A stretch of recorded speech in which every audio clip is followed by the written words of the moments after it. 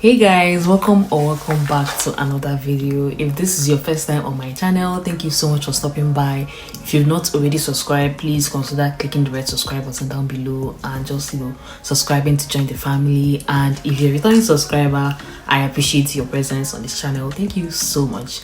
So in this particular video, I'm going to be talking about surviving Canada in 2024, like how to make things work.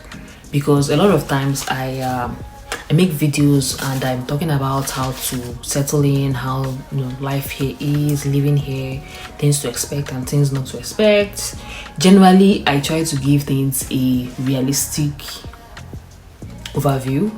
I just try to give you a realistic view of things because I feel like a lot of people have the idea that living here is just going to be like rosy, it's going to be like heaven. And while this is a fantastic place to live, I just want you guys to have like a realistic approach to things, and especially living here, because of course it's like every other place. You're going to face certain challenges, you're going to face certain issues, and it is normal. Okay, there's no need to feel that is not normal. But in this particular video, I'm just going to try and talk about things to do as a new immigrant. You're trying to survive, like just ways to settle in better and survive, essentially. Because everything that we're saying here is gist. I'm not an immigration expert. Nothing I say here is professional advice, so just like take it as gist. We just the gist here. That's what we're doing. So in this video, I'm just going to try and give you certain tips that I feel would help you, so that you can at least figure out what you want to do when you come, or how you're going to survive when you're here. And the first advice, because the advice that we're giving here, is know yourself. Okay, know the reason that you came to Canada. If your plan was to immigrate here for a better life, or to live a much easier life, then keep that aim in your mind. Also make sure that all your actions are aligning with your aim. You want to get your citizenship, become a permanent resident, and live happily ever after in Canada. Someone else just wants to collect 2 passports, or just like stay here for a while and travel out. So the next point I'm going to be making is live within your means. That saying about cut your clothes according to your size. I think we can rephrase that quote to even say cut your coat according to the material that you have, and then fit yourself to enter that coat. Because a lot of times people try to live up to the Joneses. There's no Joneses here.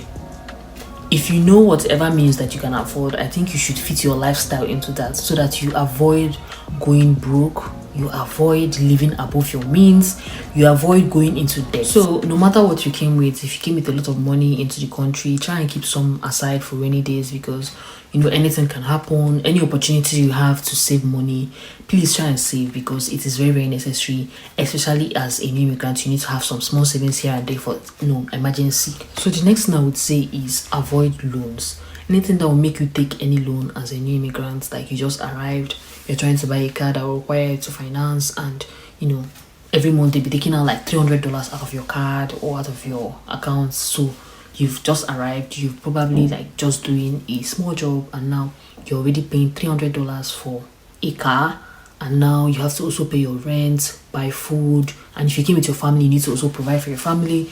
I don't really think that is practical. As much as possible, I would advise that you avoid anything that it makes you take a loan, okay? Because these loans is so difficult to pay back most times, especially something like car.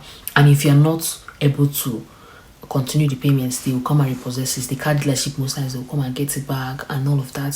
So if you can, I would advise that if you even want to buy like a car or something like that, probably buy something that is good but you can afford to pay off, so that you don't have to start doing monthly payments and all of that drags on. Because me, I don't really like the idea of financing, especially as a student, unless you have like a stable job that you've been doing for a couple of months at least, but you're sure that anything that happens, you can still always pay back the money that you're owing from this job.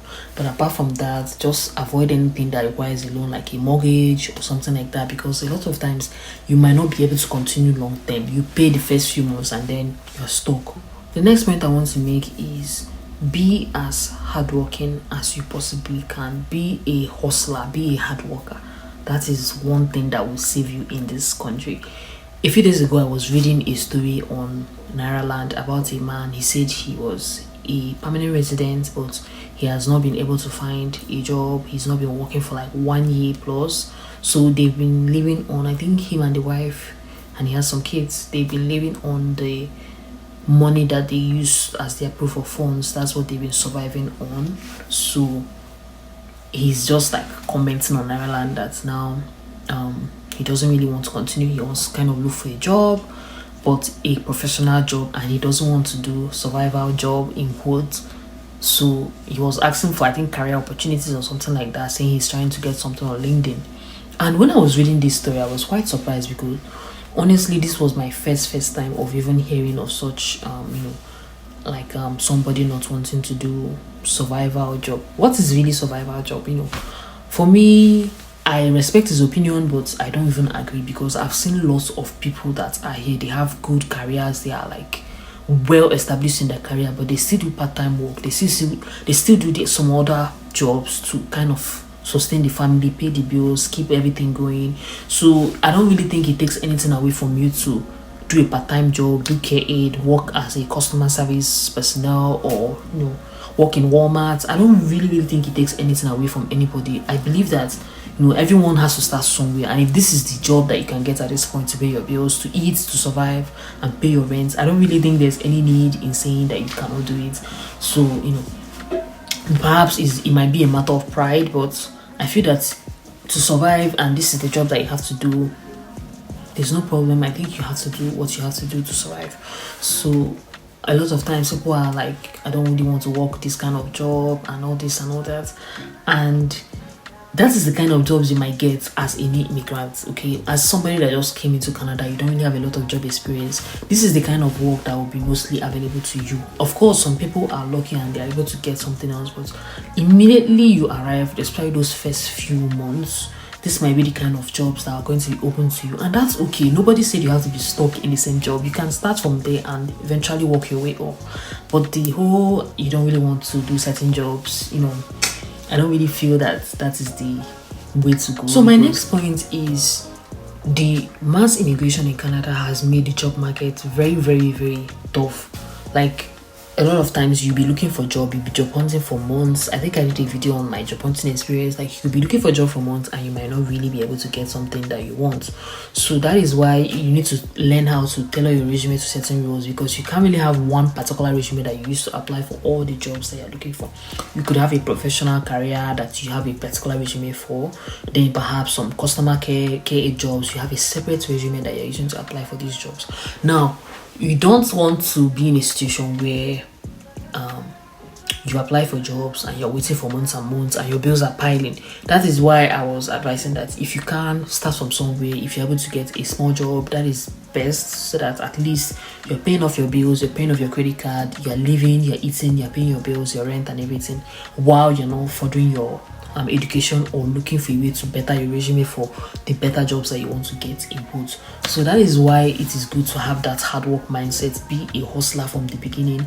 If this is what you need to do to survive and make sure that your family is okay, then I believe that you should at least find a way to get into that career path. Last but not the least point is, ensure that you have emergency funds, because emergency funds is so necessary. You will really have a tough time if something goes wrong in your life and you don't really have emergency funds. Imagine that maybe you were laid off, God forbid, and you found yourself in a situation where you couldn't really afford to pay your rent, or you couldn't really afford to pay your bills or something.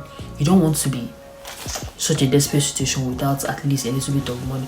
In an ideal situation, it should be at least like 6 months of savings to keep you going, but realistically it's more like 3 months. So if you can at least have that 3 months of saving to just make sure that you can survive that tough season or tough period, that would be best, so that it's not such a dire situation you probably don't have anything at all. Thank you guys for watching, and if you've not already subscribed to this channel, please consider subscribing down below, and I will see you guys in my next video. Bye guys.